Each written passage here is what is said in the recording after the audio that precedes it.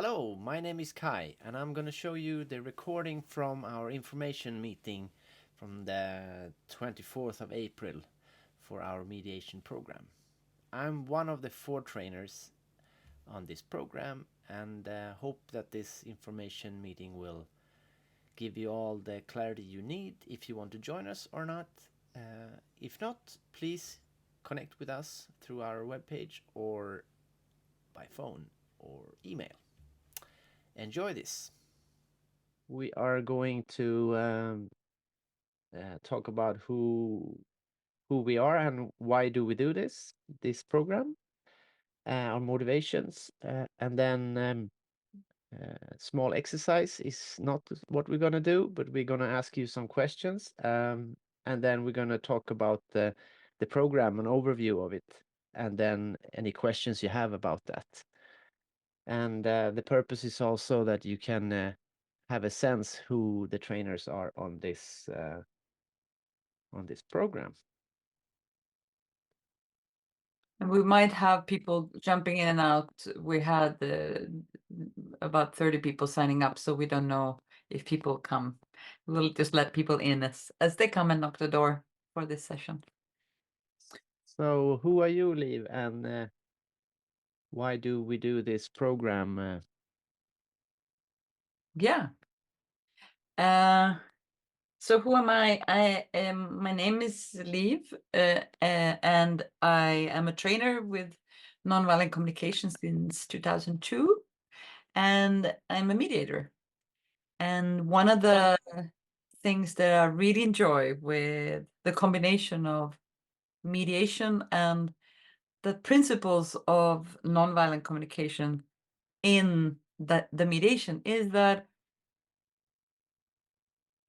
to be a mediator with the basis of NVC is also a way to grow. So it's not only that I'm doing what I'm doing out there and people, in conflict, but it's actually me showing up as a human, lending my communication skills. So this is one of the most fun things I know, how to knowing how we can actually share, learn, and practice these skills of how to connect people in mediation. Yeah. So who are you, Kai? Well, I'm your colleague, and why I do this program is my big interest is organizations when people get together and want to create some common results or goals, and what happens in the communication. And so I work with the work groups and workplace conflicts and communication. That is my kind of passion, and I also work as a mediator, especially between the forest companies in Sweden and the native Swedish, the Sami, who the reindeer herders. Yes, that's one of the things we do together nowadays, that to mediate in between the indigenous Scandinavian group and those companies. And so who are you, Ricardo? Because you're also part of the team. Yeah, so I'm Ricardo, and I've been practicing and teaching NVC for more than 10 years now. And during the last years, I've been mediating in different contexts, different kind of conflicts. I started out with mediation in crime, in criminal cases between offenders and victims, or perpetrators and those affected by crimes. And I've been doing mediation in workplaces and families and so on. I think what really interests me and inspires me is to use mediation skills to work on workplace culture and teams, especially for teams or product teams working in complex environments. So, and there's so much relevance, with the mediation for that purpose. So, Rina, do you want to say something about you? Yeah, I'd love to add to all the all the exciting things that you all have shared. So my NVC journey started when I met Marshall in 2006, and now I am a certified CNVC trainer I have a huge interest in mediation right from the start when I used to jump into conflicts and make a bigger mess and also get into trouble. It was like life-threatening at times, in my perception that I would get hit or something. And I was like, wow, when I met you, Liv, and Kai, I thought I need to learn mediation. Another reason why I learned mediation also is that I was needing help from a lawyer for my divorce. And this person who I went to is supposed to be the father of mediation in India, a very senior gentleman who passed away last year.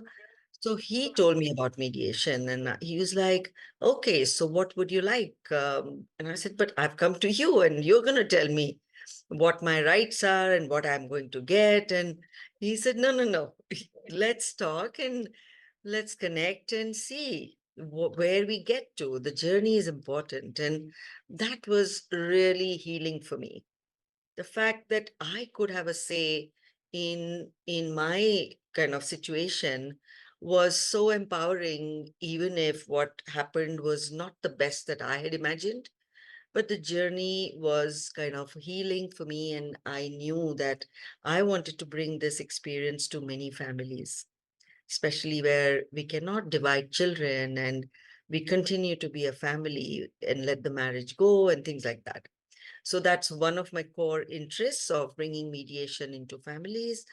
And I do it informally and also have a small practice where I do formal mediations. Secondly, I love building communities. And though we come together as a community of people who have shared passion, we end up fighting. We end up disagreeing. And then it's so disheartening that's when I realized that people kind of have look at me, that tell us what to do. How do we be together, and I feel really, as you said, Liv, bringing this life skill into communities where we want to see change, we want to live our best life is so fulfilling. So that's where I grow internally. I have inner peace of mind and a sense of contribution. And lastly, as a corporate trainer, I bring mediation skills, conflict resolution possibilities to the corporate world where I believe systemic change is possible when Where they are you where are and you? I am in India, in Dharamshala, in the Himalayas. Thank you, Liv. I live in India, and yeah, this complex reality that is our daily life helps me to bring a different perspective to this program, So I'm excited to connect with each one of you.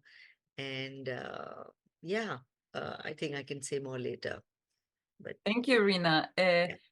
This is one of the joys, I think, for all of us that is on this team, is that we have the program that is going on now, we have, Rina said she counted down to 28 nationalities that is taking the program, and we're about 50 people.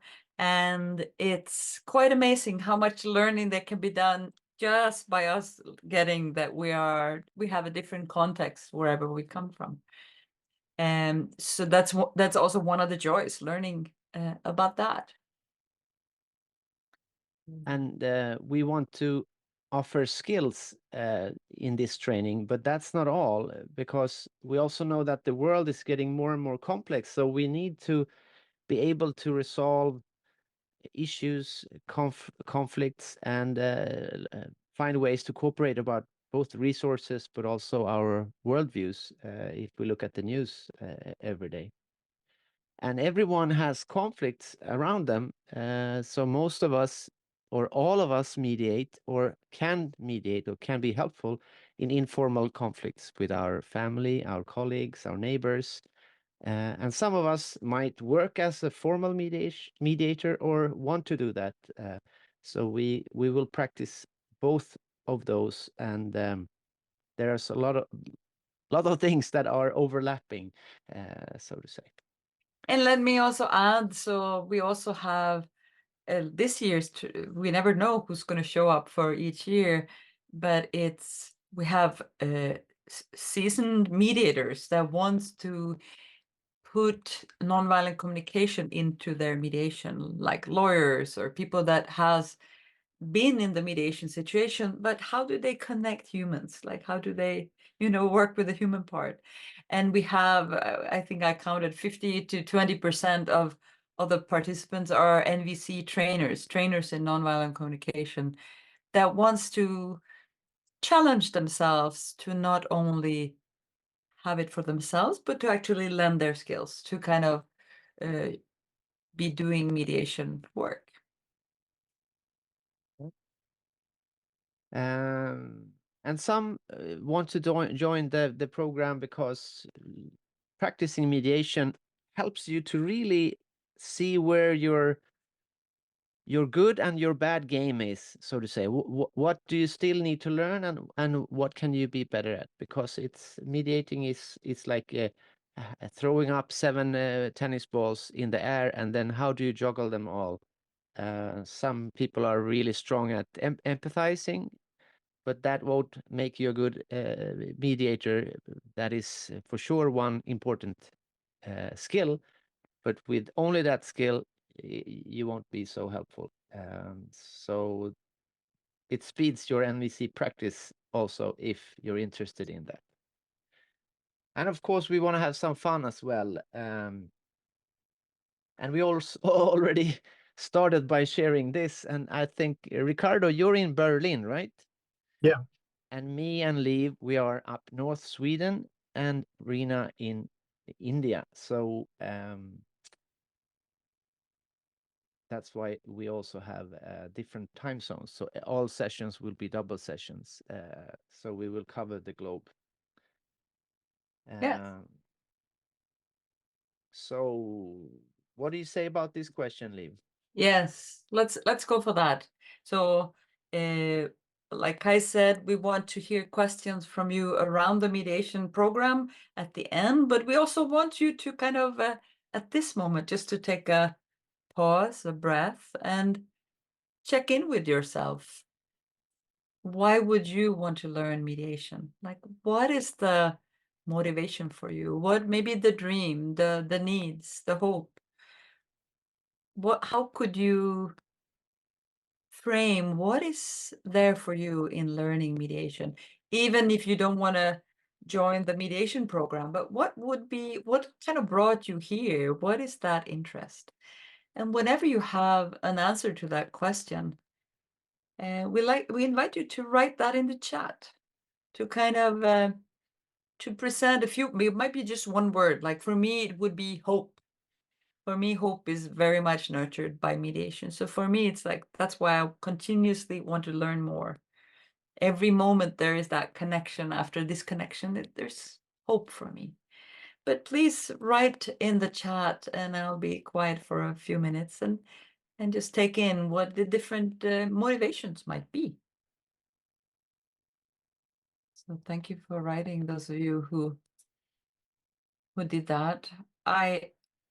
I really enjoy what you wrote, Bernd, about to do something that makes sense and makes the world a little bit better.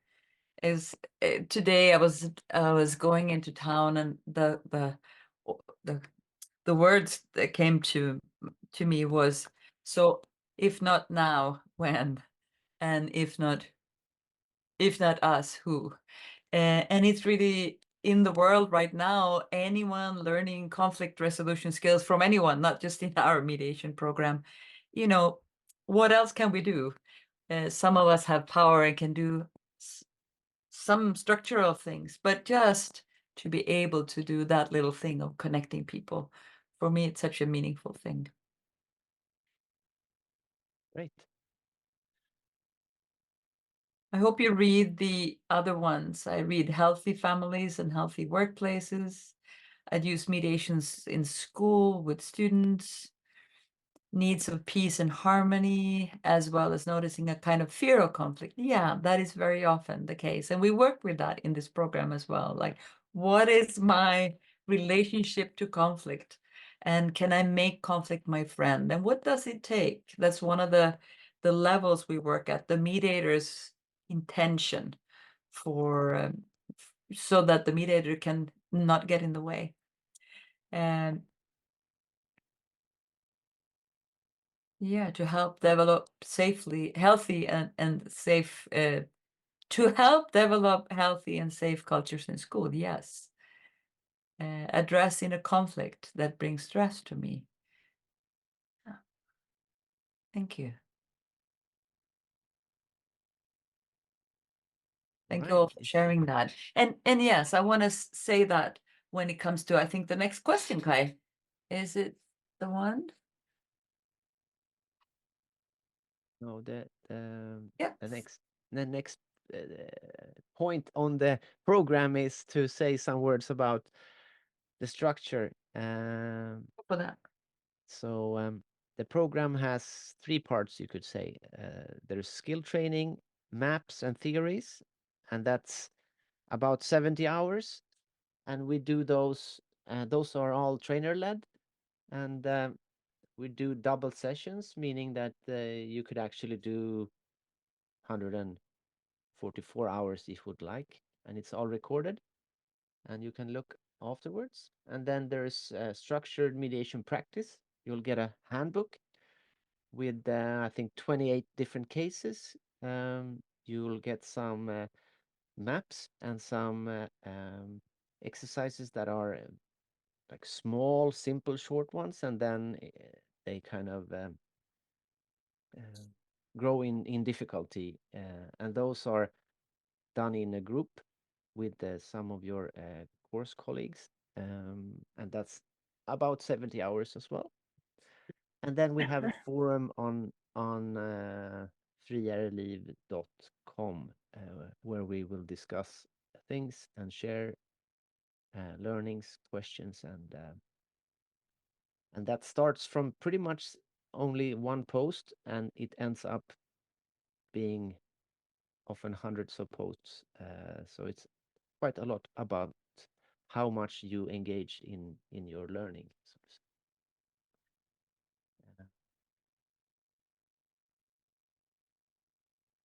So we start with teaching maps, and a map is really handy to have when you are lost. Like in a conflict, you don't want to forget how to be helpful. So we have some maps that help us navigate in the midst of conflict, so we know what to do now and what to do next. But that's not enough. We need also some tools. What tools do we need, Liv? Or Well, what skills? yes, I'd like to add that too. When I started, when I learned about nonviolent communication like 25 years ago, I was already doing mediation, like based on other work I did. And then I started doing trainings with people on nonviolent communication, and I wanted to also share mediation. And I found that really, really hard. What is it that I did that worked and didn't work? So this is one of the things that came out of that kind of despair of, it was obvious for me that some of the things could be done like that, but I could not explain it to others. So then the mediation hand came out of that. And the mediation hand is a symbol for some of the different skills and that we practice. And we practice, of course, listening and translating, judgment, criticism, blame, and so on, that often is there when there's conflict. We translate that into language that is more likely to create connection. And we help the parties to do the same. But when you're upset, I don't know, for me anyway, when I'm upset, it's very hard. I need a mediator to recognize, to remember what to focus on in the other person's speech. Like, what can I listen for? So that's another skill we practice. And we practice interrupting, which means, sometimes we call mediation being the traffic police. It's like asking someone to wait, asking someone to go, asking the other person to wait, and to kind of direct the flow. And so to be able to interrupt, not, have someone shut up, but to interrupt in a way like, can you wait? Or can you hold it? Or sometimes we might need to use a loud voice, or, very clearly say, stop, we're not going to continue if you keep talking like that. So we practice interruption in a way that goes along with in the mediation. We practice emergency first aid empathy. Sometimes when we go into, sometimes when we go into conflict, there's a lot of pain, like immediate pain. So we need to kind of know how to care for someone in a brief way. And we need self-empathy, having the care for the mediator, not to be totally stuck and overwhelmed, how to talk to ourselves when we get scared. And in the palm of the hand, there's tracking, like how to know when to do what. When do we need to go back to the person we interrupted before and say, I asked you to wait 5 minutes ago. Are you willing now to tell me? So when to do what is. So we're going to practice mediation, chop it up in smaller skills so that everyone can learn them, and then put them all together to practice more of the flow, more of the, the whole flow. And to add also that to know about these skills is very different from being able to practice them. Because as a mediator, it's not enough to understand. We also need to be able to act in a helpful way. So that's why we have a lot of practice time. So we integrate these skills so we can navigate a conflict or a dialogue or some kind of challenge. But that's not enough. We also work with clarity. So what do we say about clarity? Who wants to go? Do you want to say something around this, Rena? Around this part? That. So, key differentiations are, like two ways or two kind of behaviors that might seem similar and yet they're very different. I found that when I was attempting to engage with conflict, my inner habitual way was to react or to kind of, take power or submit, and then I learned about, power with like partnership. So there's domination or there's partnership. So, trying to make it more deliberate and discerning that, oh, I catch myself when I'm kind of, not really functioning in a way that supports connection. So catching myself when it's not working, and then what do I replace that with? So that clarity helped to add to the skills of the hand to make it more effective and efficient, So definitely, because otherwise only empathy, as Kai said, doesn't help. We need skills that give more clarity to the parties about what's important for them. So how do we facilitate? Key differentiations help in that. So we use you can use the symbol of a key that also unlocks a lock. So if the lock is the conflict, these key differentiation they help us unlock the dialogue. So we want to have that kind of clarity, as Rina said, that we can lend and sometimes even teach the parties so they can unlock the difficulty. And that's not enough either. So we'll add on top of that as well. So we work with trust. trust is kind of important to have, but also to know how it actually works between people, so we can help people rebuild trust or create trust. So what else do we want to say about trust, or the trust work that we do? Well, one of the things is that I really enjoy to in a mediation situation, like we do in the training, we have a situation, and then we look at where did the trust break? What happened? Was it the integrity of the one of the people that they didn't trust each other's intention? Was it that someone didn't deliver what they promised, or where is that trust not solid? And then finding a way to help the parties to communicate about that very thing. There's something in me that becomes like a scientist. Well, like, this is the detail that will actually use the other skills we already talked about really useful, because we can pinpoint this is where it broke, and this is how we can build it. This is what we can really do to infuse the trust again. And usually trust is broken. That's why we do a mediation. That's why we put that as a separate subject. Anything else we want to add on that? Or are we done with that? Well, I just had a case that I worked with, a workplace thing, and I talked about trust, and I said sometimes trust is that you want to trust that people are able to, that they are competent, that they're able to do what's in their work description, and but sometimes people are assholes while they are really good at doing their job. So so sometimes uh, the trust is not about our skills or our capacity, but it's about how we are as a person, if we're caring for our colleagues, so to say. And it was kind of funny because in this meeting, he said, "Yeah, we have those." He said, "We have those overachievers who are assholes at his workplace." So that was already helpful, being able to talk about trust in a new nuance. What do I want to talk about? How do I want to approach it? I want to add something too.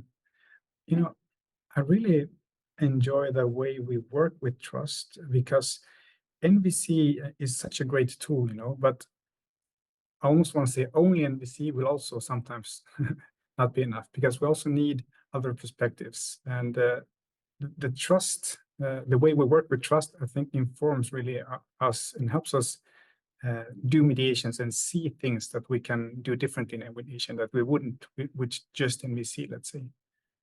So Thanks. it's exciting. So And then, just one more thing layer is when we are able to kind of rebuild trust, support, facilitate rebuilding of trust, then the solutions that the parties come up with, they are able to walk ahead with that. Otherwise, while we are kind of towards the end of the mediation, we have the solutions. There's no guarantee that they will materialize. So building trust as a mediator while the parties are with us is critical, I find. and what do we do with shame leave? Do we throw it out, or what do we do? Well, that's another one of my passions. And when there's conflict, there's usually not trust, and there's usually shame. Very often it's the shame of having done something that hurt someone, and maybe having shame about being humiliated by someone that did something.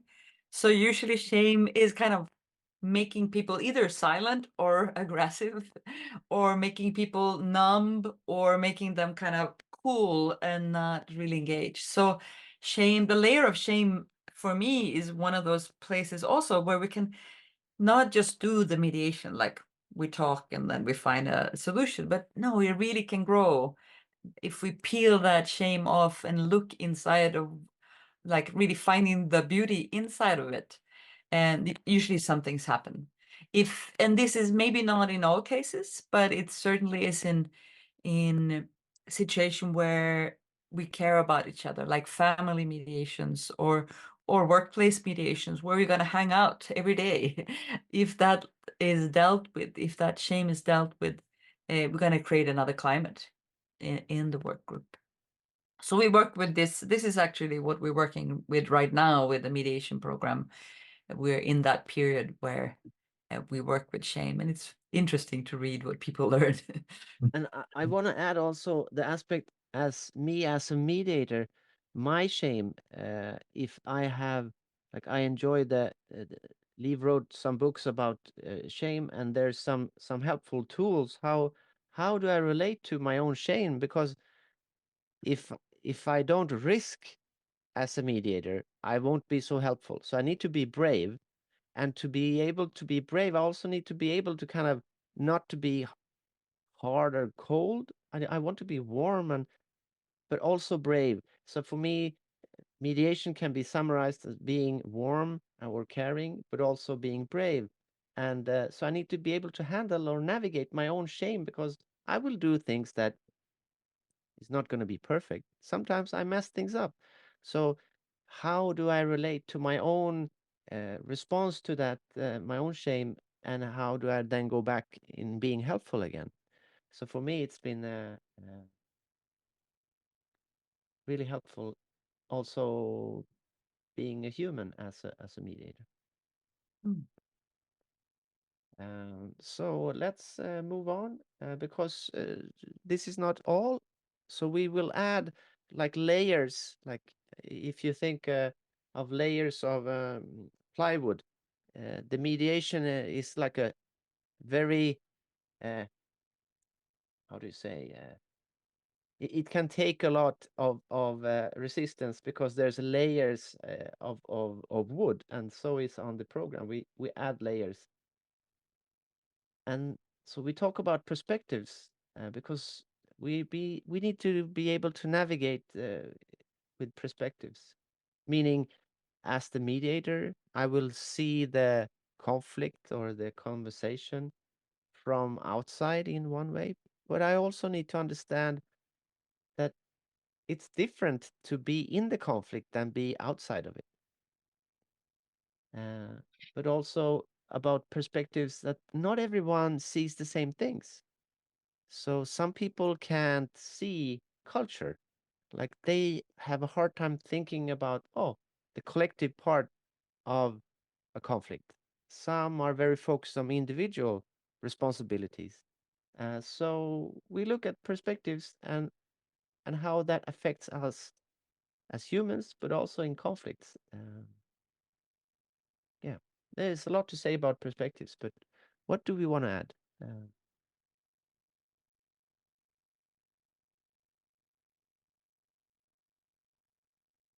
that's also a good perspective, the silent one. Let's move on. I think Ricardo wanted to say something.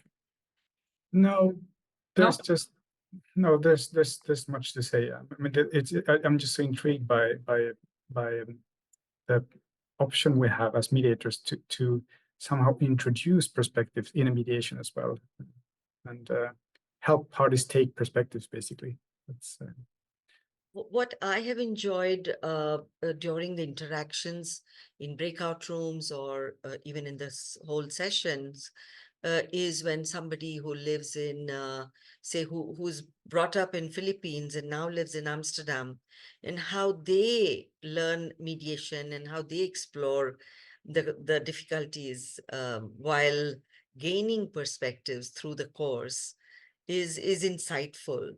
So that's and it helps all of us to learn and grow together. Mm. So that happens only when we are an international community with diverse multiple backgrounds. So I've enjoyed that in this program. Yeah, thank you. it's going to be exciting to see how many different nationalities and who will join this year. Mm. And then we have this layer of developmental differences. When we look at needs, we look at the sameness, the similarities, but we also want to understand differences, um, because the differences will make us see different things, interpret different things, and that is really helpful in as a mediator to understand that what do I expect from people? I don't want to expect more than they are actually able to do, um, because resolutions and in a conflict, we want to help people with them, and often the developmental differences makes it harder if we can't see differences. Yeah. Anything else on this layer? All right. So then it's time for questions. If you have any questions,